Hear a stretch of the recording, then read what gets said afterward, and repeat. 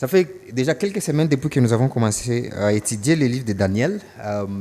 Comme tous les autres livres de la Bible, Daniel, c'est vraiment un livre intéressant. Et Daniel a beaucoup de choses à dire à des jeunes chrétiens comme nous. Beaucoup de gens ont peur de lire les livres de Daniel. Vous ne devriez pas avoir peur. C'est plutôt un encouragement. Nous sommes en train d'étudier ces livres de Daniel sur le grand thème vivre dans un monde hostile. Comment est-ce que les chrétiens, comment est-ce que ceux qui croient en Dieu, ils vivent dans un monde qui rejette Dieu? Mieux, et ça c'est important, comment est-ce que nous vivons dans un monde où nous sommes forcés à nous conformer? Comment est-ce que nous vivons dans un monde où tout le monde veut que nous puissions vivre comme tout le monde? Et il y a beaucoup de pression. Il y a des gens dans le livre de Daniel qui subissent la pression de vivre dans un monde comme ça. Et ce n'est pas facile. Et le livre de Daniel a beaucoup de choses à nous dire. Tout d'abord, la première chose que Daniel et beaucoup d'autres personnages, c'était des jeunes comme nous. Ils étaient pour la plupart des jeunes comme nous. Il y a même certains ici qui peut-être sont plus âgés que Daniel, Shadrach, Meshach et Abednego ont été déportés de Jérusalem à Babylone. Et donc c'était des gens comme nous, des jeunes gens comme nous, qui avaient mis leur foi en Dieu, qui croyaient en Dieu, et qui devaient vivre dans un monde qui ne reconnaissait pas Dieu, dans un monde qui était hostile à Dieu. Et ils étaient forcés à vouloir se conformer à Dieu. Beaucoup d'entre nous sont étudiants et beaucoup d'entre nous sont jeunes professionnels et nous subissons ce genre de pression. Et ce n'est pas seulement la pression de dire il faut venir et adorer une statue. C'est parfois subtil, c'est parfois beaucoup plus léger. C'est simplement, parfois on te met dans une situation inconfortable où tu ne peux pas dire que tu es chrétien. C'est parfois on te dit, moi un peu, au lieu des 5, écrit juste que c'était 3 et puis les dés là, on va se les partager. Et ce sont des pressions réelles. Pour d'autres, c'est peut-être dans la famille, tu as décidé d'être chrétien, tu as décidé de suivre Jésus-Christ, mais tu ne peux pas prier librement. À chaque fois que tu veux prier, on se moque de toi. Quand tu es à l'université, quand tu dis « moi je ne veux pas collaborer », tout le monde se moque de toi. Et c'est une pression terrible, c'est une pression réelle qui s'exerce sur nous. Et le livre de Daniel nous aide en partie à répondre à cette question. Comment est-ce qu'on vit dans un monde comme ça? Et c'est toujours encourageant de savoir que tu n'es pas le premier à vivre dans un monde hostile à Dieu. Tu n'es pas le premier à se retrouver dans des situations qui ne veulent pas de Dieu. Tu n'es pas le premier à se retrouver dans des situations où tu dois compromettre. Et la bonne nouvelle, c'est que c'est possible de vivre dans un monde comme ça sans se compromettre. C'est possible de vivre dans un monde où tu es forcé à faire certaines choses et rester ferme, et rester sur tes gardes, et rester fidèle à Dieu. C'est possible. C'est possible d'évoluer dans un monde professionnel alors que tout le monde donne la corruption, alors que tout le monde, je ne sais pas, fait quoi, on a vaqué comme star. C'est possible. Et c'est ça l'histoire de Daniel. Mieux, le livre de Daniel nous encourage parce qu'il nous rappelle que nous sommes du bon côté de l'histoire. Et ça, c'est très intéressant. Vous savez, parfois,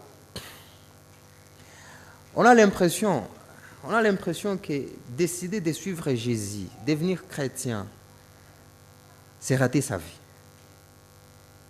Vous passez un peu partout, vous vous dites, où comme Christ va se mettre, où comme bien Mungu va se mettre. On va pas faire ma skin, ça va être Jacques. Et on a toujours cette impression que suivre Jésus, c'est faire le mauvais choix de la vie. Suivre Jésus, c'est parier sur le mauvais cheval. Voilà, on a mangé à cheval. Christian n'a pas choisi. Christian n'a pas choisi. Vous avez parié sur un mauvais cheval. Mais le livre de Daniel nous rappelle qu'en fait, en réalité, c'est le contraire qui est vrai. Que nous sommes en effet du bon côté de l'histoire. Que nous sommes au service d'un Dieu souverain. Au service d'un Dieu qui élève qui il veut et qui rabaisse qui il veut. Nous sommes au service d'un Dieu qui peut mettre une personne dans une position d'influence et qui peut l'enlever de là. Nous sommes au service d'un Dieu souverain, un Dieu que personne ne peut résister, un Dieu qui fait ce qu'il veut. L'ironie dans cette histoire, vous savez l'ironie dans cette histoire, je n'étais pas là quand vous avez commencé les livres, mais chapitre 1, chapitre 2, chapitre 3, chapitre 4, c'est toujours le contraire qui se produisait, c'est toujours l'inverse qui se produisait. Vous avez l'impression que à la fin, c'est Shadrach, Meshach et Abednego qui ont la promotion. On leur force de se conformer à la culture et à la tradition babylonienne. On dit non, on ne va pas se conformer. À la fin, qui est en bonne santé? Qui est en meilleure santé?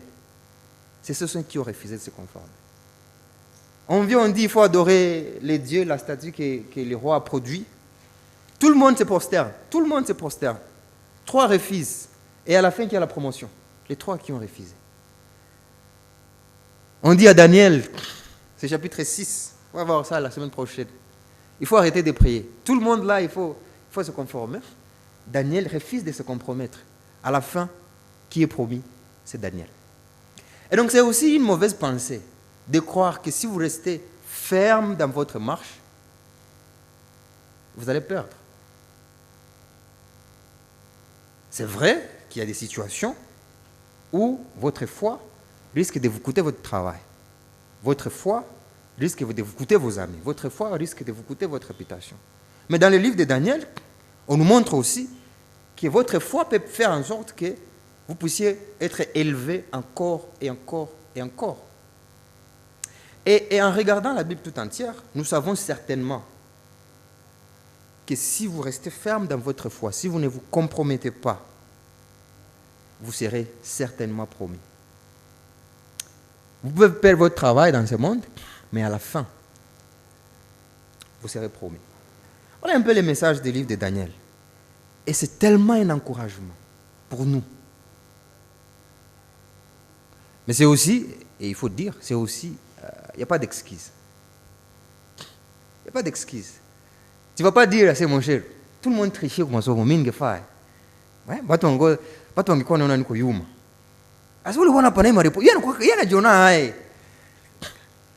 ne peut pas dire ça, parce qu'on a eu des gens qui ont fait face à ces mêmes problèmes et ils ont tenu ferme. On ne pourra pas dire dans la profession que non, le patron disait que non, le patron disait que parce que sinon, on ne pourra pas dire ça parce qu'on a l'exemple dans les livres de Daniel qu'il y a eu des gens qui ont fait face à des situations pareilles et ils ne se sont pas compromis. Et donc les chrétiens qui se compromettent dans le monde professionnel, les chrétiens qui se compromettent en dehors de l'église, ils se compromettent pourquoi? Ce n'est pas parce qu'ils font face à la pression. Ce n'est pas parce qu'ils font face à la pression. Ils ne sont pas les premiers à faire face à la pression. Les autres ont subi les mêmes pressions, peut-être les pressions plus graves, mais ils ne se sont pas compromis. Shadrach, Meshach et Abednego ont dit, nous croyons en Dieu, il peut nous délivrer. Et même s'il ne nous délivre pas, même s'il faudra que nous mourions, nous n'allons pas faire ce que vous nous dites. Voilà le courage que nous devons manifester quand nous devons vivre dans un monde qui rejette Dieu. Aujourd'hui, nous regardons le chapitre 5. C'est compliqué de prêcher sur ces passages parce que c'est tous les livres, parce que vous devez prêcher 30 versets, vous commencez à vous dire, dans 30 versets, qu'est-ce que je vais dire? On risque de passer toute la journée. Mais on regarde le chapitre 5, et c'est une autre histoire, c'est un autre événement que Daniel nous présente. Et nous sommes en train de regarder cette partie de la Bible, Daniel chapitre 5, sous le thème quand Dieu juge. C'est important. La semaine passée, on a regardé quand Dieu humilie pour exalter. Aujourd'hui, on est en train de voir quand Dieu juge. Et le message, il est clair. C'est que Dieu est souverain. Personne ne peut lui résister. Dieu fait ce qu'il veut. aucun roi, aucune autorité, aucune puissance ne peut se dresser contre Dieu. Si vous avez, Sadiq n'est pas là, mais Sadiq s'intéresse un peu à toute forme de philosophie et de mythologie. Et dans les mythologies païennes, on vous dépeint un Dieu distant. Un Dieu qui a créé le monde. Il y a plusieurs versions de ça, mais une des versions, c'est Dieu a créé le monde, et puis après il est parti, il a voyagé, il est parti très loin, et il reste maintenant là en train de regarder, en train d'observer de très loin ce qui se passe dans le monde. Il n'a rien à voir à faire avec ce qui se passe dans le monde. Si les gens doivent s'entretuer ici, si les gens doivent faire du mal les uns les autres, ça les regarde. Et selon vous, quelle est la relation que Dieu a avec ce monde? Quelle est la relation que Dieu entretient avec ses créatures? Est-ce que vous pensez, vous aussi, comme ces déistes, vous pensez que Dieu est distant, qu'il a seulement créé le monde et puis il est allé se réfugier? Pensez-vous qu'il est indifférent, qu'il regarde ce qui se passe dans le monde et il se dit, je m'en fiche de toutes les façons. Ils ont choisi de faire ce qu'ils font. Ou alors vous pensez qu'il s'implique dans la vie des gens, il s'implique dans ce que nous faisons au quotidien. Vous pensez que Dieu il s'intéresse seulement à l'église, à venir ici le dimanche, à ce qui doit être prêché, à ce qui doit être chanté, ou il s'intéresse aussi à ce qui se passe dans le monde politique, dans le monde des affaires, dans le sport.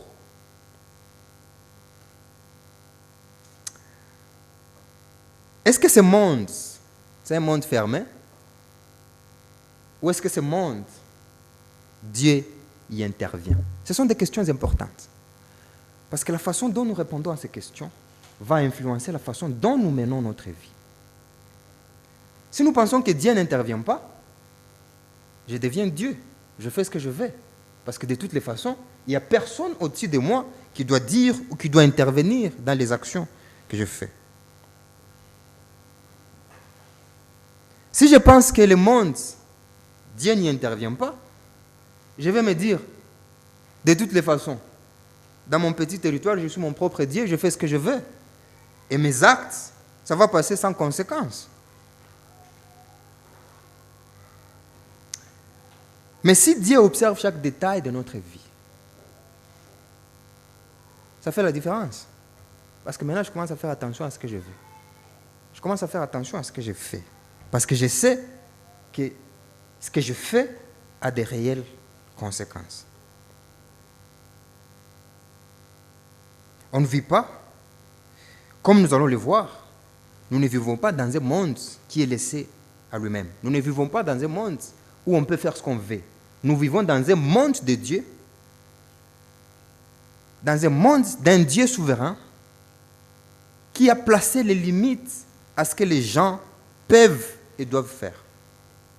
Comme on va voir avec ces rois, Belshazzar, parce qu'il y a des choses, il y a les limites qu'on ne peut pas franchir.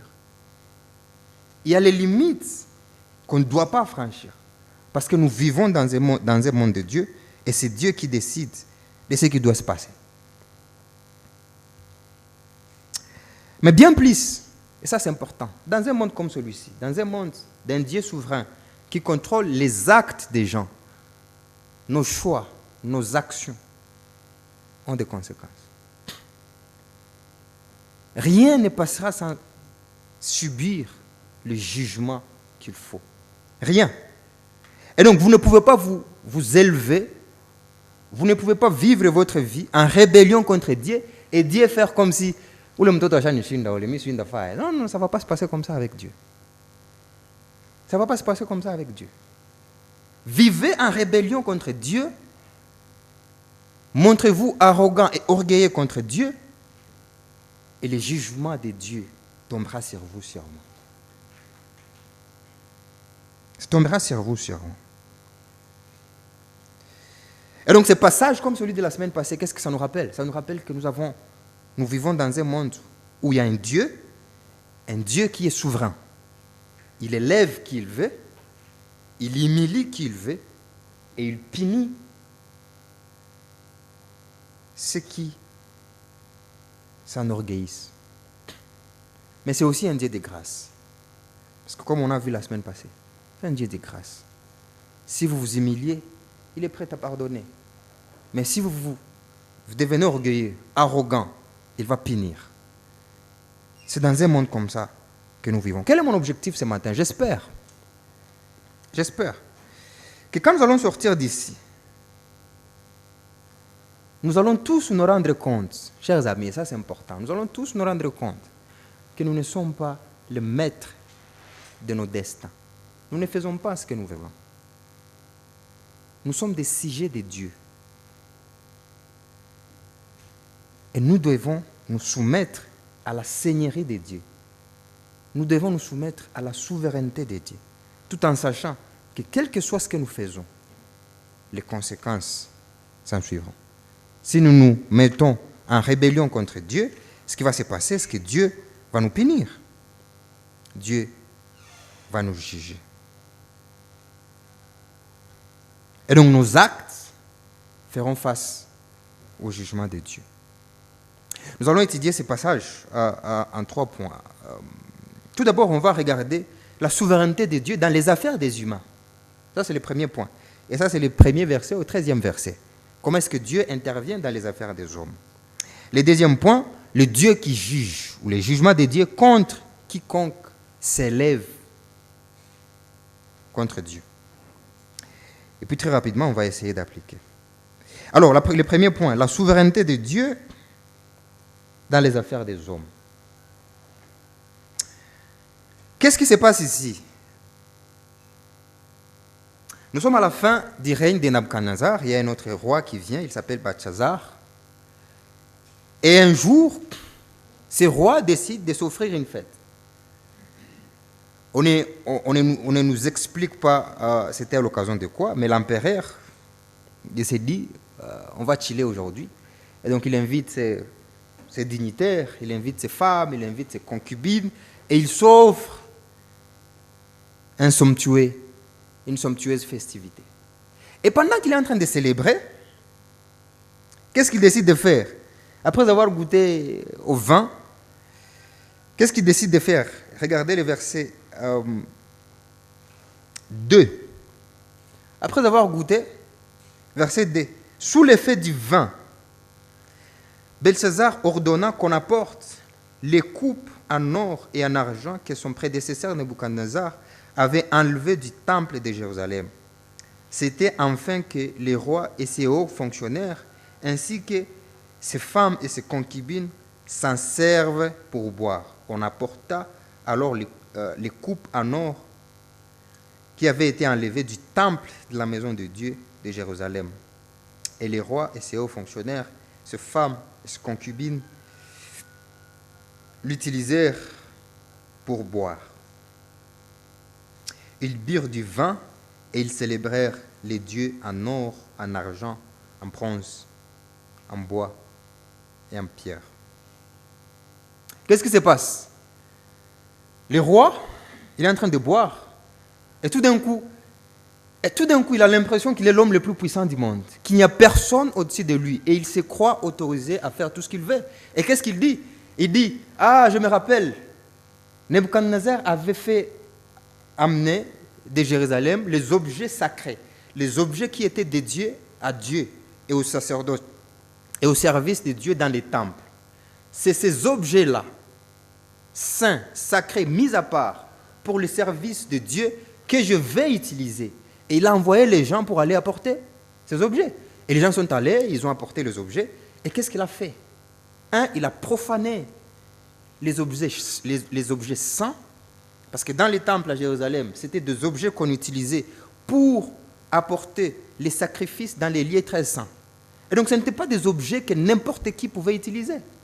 C'était des objets dédiés au service de Dieu. Et seuls les souverains sacrificateurs pouvaient les apporter avec lui dans les lieux très saints. Et ce que Belchazzar fait, au fait, c'est quoi? C'est qu'il prend ces objets et il décide d'en faire ce qu'il veut. Ils disent, mes dignitaires, vous pouvez utiliser ces objets, ces étincelles pour boire. Et pire, qu'est-ce qu'il fait? Il rend gloire et honneur aux dieux de pierre, de l'or, de l'argent, de bois, des dieux qui ne peuvent pas parler. Parce qu'il se croit au-dessus de tout le monde. Parce qu'il croit qu'il peut se permettre tout ce qu'il veut. Il fait ce qu'il veut. Et il porte atteinte à l'honneur, à la gloire et à la majesté de Dieu très haut.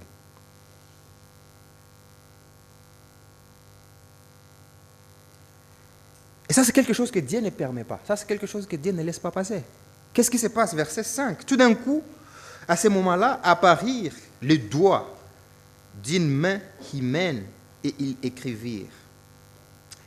Dans les chandeliers, sur les plâtres du mur du palais royal, le roi vit cette partie des mains qui écrivaient. Il changea alors de couleur, terrifié par ses pensées, les jonctures de ses hanches se relâchèrent et ses genoux se heurtèrent l'un contre l'autre. Et le roi s'écria avec force de faire venir ses astrologues, les prêtres, les chaldéens et les divins. Qu'est-ce qui se passe quand Dieu voit que le roi, et on va voir un peu ça un peu plus tard, quand on a l'interprétation, tout d'un coup, une main humaine se met à écrire sur le mur. Et le roi peut voir ça. Et c'est quelque chose d'effrayant, parce qu'on voit une main qui écrit, mais on ne voit pas la personne qui écrit. On ne comprend pas ce qui est en train d'être écrit, et on se demande qu'est-ce qui est en train de se passer. Mais tout d'un coup, on se rend compte qu'en fait, le roi n'est pas aussi puissant. Tout d'un coup, on commence à s'apercevoir, du moins ceux qui devaient être autour de lui, commencent à se rendre compte que le roi n'est pas aussi fort. Il commence à trembler. Il tremble pourquoi? Parce qu'il commence à se rendre compte qu'il se passe quelque chose ici, une force, une puissance au-dessus de moi qui est en jeu et que je ne peux pas contrôler. Et qu'est-ce que le roi fait? Il fait appel à ce magicien. Il fait appel à tout le monde.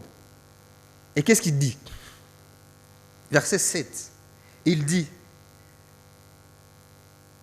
c'est lui qui lira les inscriptions et qui me révélera les explications, sera habillé de pourpre, portera un collier en or à son cou et aura la 3e place dans le gouvernement de mon royaume. Qu'est-ce que nous apprenons? Que Dieu est souverain dans les affaires des hommes. Tout d'abord, on ne fait pas ce qu'on veut. Et on ne peut pas limiter l'intervention de Dieu dans les affaires des hommes. Dieu peut interrompre n'importe quoi quand il veut. Et c'est ce qu'on voit Dieu faire. Et Dieu, il n'est pas distant. Depuis le début de cette fête, en réalité, depuis le début du royaume de ce nouveau roi, Dieu observait ses actes. Dieu observait ses agissements, ses actions. Ce n'est pas que Dieu était distant, ce n'est pas que Dieu était absent, ce n'est pas que Dieu ne voyait pas, il voyait, il voit. Et quand le roi a franchi la limite non franchissable, Dieu, dans sa souveraineté, il est intervenu.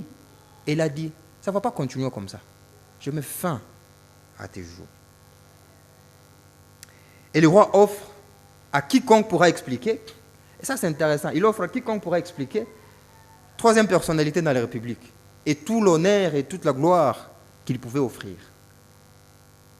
Et les chaldéens, les prêtres, les divins, ils regardent l'écriture et ils ne peuvent pas lire. Encore une fois, on est en train de voir la souveraineté de Dieu et les limites des hommes. Pourquoi? Pourquoi pensez-vous que ces chaldéens ne pouvaient pas lire? Après tout, c'était des magiciens. Après tout, c'était des magiciens. Pourquoi ils ne pouvaient pas lire? Parce que Dieu est en train de vouloir dire, il est en train de vouloir enseigner à ces magiciens, à ces rois, à ce peuple et à nous tous qu'il est un Dieu sans rival. On n'a pas de divinité souveraine dans ce monde. On n'a pas de forces qui rivalisent dans ce monde. On n'a pas d'un côté un Dieu qui fait des choses et de l'autre les divins aussi qui peuvent faire les choses que Dieu est en train de faire. Ce n'est pas comme ça que ça marche. On a un Dieu, un seul Dieu qui règne souverainement au-dessus de toute autre chose. Et donc le but, pourquoi est-ce qu'ils ne peuvent pas lire? Parce qu'ils ne sont pas au service des dieux souverains. Et que leur Dieu, le Dieu qu'ils servent, ces magiciens, ce n'est pas un Dieu du tout, il n'est pas un Dieu capable. Il ne peut pas rivaliser avec le vrai Dieu. Il ne peut pas entrer en rivalité avec le vrai Dieu. C'est pourquoi ils ne peuvent pas lire. Et qu'est-ce qui se passe? Ce qui se passe au fait, c'est qu'ils sont incapables, ils se déclarent incapables, ils se déclarent impuissants. Et qu'est-ce qu'il faut? Il faut un prophète de Dieu pour que le monde entier puisse reconnaître qu'il n'y a qu'un seul vrai Dieu. Et c'est comme ça.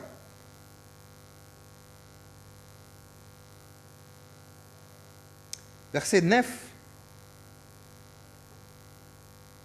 Le roi est inquiet, il est sans espoir. Et la reine, verset 12, verset 10.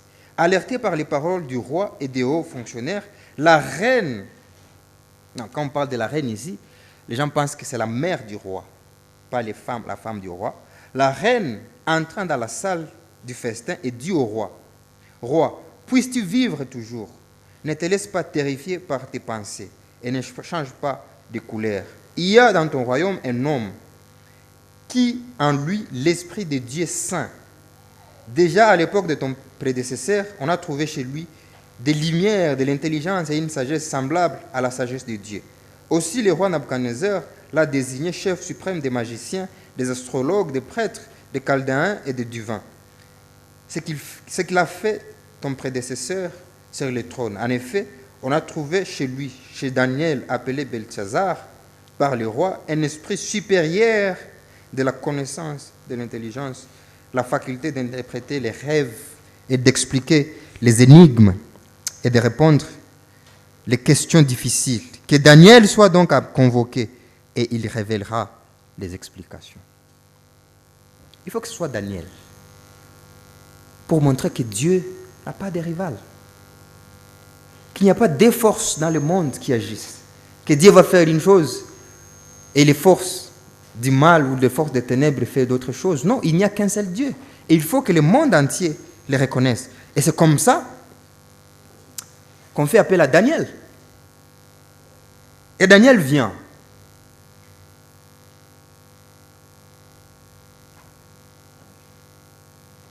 Verset 14.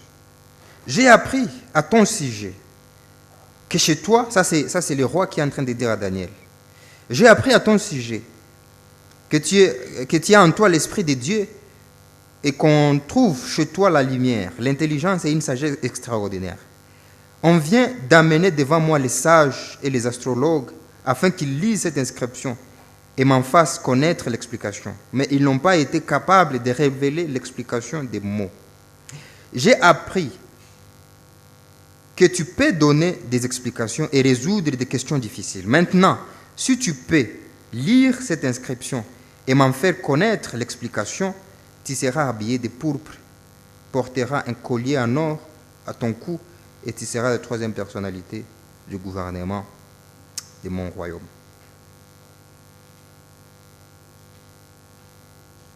Comment est-ce que cette première partie se termine? Se termine par un Dieu souverain, un Dieu qui prouve qu'il est au-dessus des rois, qu'il est au-dessus de toutes les connaissances humaines, et il n'a pas de rival. Et c'est une idée très très importante. Vous savez, beaucoup de gens pensent que nous vivons dans un monde dualiste, que Dieu est en conflit contre Satan, et qu'il faut vraiment faire je ne sais pas quoi. Mais la vérité, c'est que Dieu n'est jamais en rivalité avec Satan. Dieu n'est jamais en rivalité avec n'importe quelle force. Dieu est souverain, il est au-dessus de tout et il fait ce qu'il veut. Tout ce que vous voyez dans le monde, tout ce qui se produit dans le monde, se produit dans la limite de ce que Dieu autorise. Et dès qu'il aura décidé que c'est fini, ça sera fini. Il n'y aura pas de négociations, il n'y aura pas de processus, il n'y aura pas de ralentissement pour le pôle. S'il dit c'est fini aujourd'hui et c'est fini, il n'y a pas de discussion. 2. Le monde entier doit savoir, doit connaître ce Dieu-là. C'est pourquoi les Chaldéens ne peuvent pas lire l'inscription. Parce que s'ils peuvent lire l'inscription, ça veut dire quoi? Ça veut dire qu'il y a un autre Dieu auprès de qui on peut aller. Ça veut dire que Dieu n'est pas le seul vrai Dieu souverain. Et c'est pourquoi il faut Daniel. Il faut Daniel. Vos choix, vos actions, vos actes sont dans les limites souveraines de Dieu. Les actions de notre gouvernement, les actions de notre président sont dans les limites souveraines de Dieu. Le monde n'est pas en train de perdre le contrôle. Vous pouvez regarder ce qui se passe dans le monde, vous pouvez regarder ce qui se passe dans le monde et vous dire pourquoi le mal triomphe. Pourquoi nous avons l'impression que les chrétiens sont persécutés? Pourquoi les choses vont si mal? Et commencer à avoir le sentiment qu'il n'y a pas d'espoir.